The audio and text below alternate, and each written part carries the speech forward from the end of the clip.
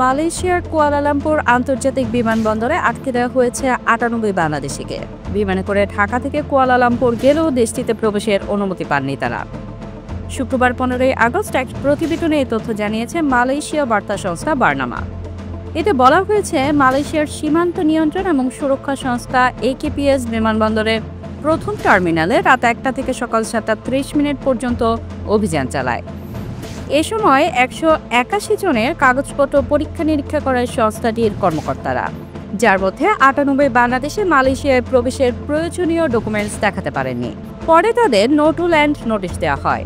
AKPS এক বিবৃতিতে বলেছে, যাদের আটকে দেওয়া হয়েছে তারা বাংলাদেশ থেকে একটি ভোরের ফ্লাইটে এসেছেন। দিনের বেলা যেহেতু কঠোর পরীক্ষা নিরীক্ষা করা হয়, সেটি এড়াতে খুব সম্ভবত তারা ভোরে আসেন।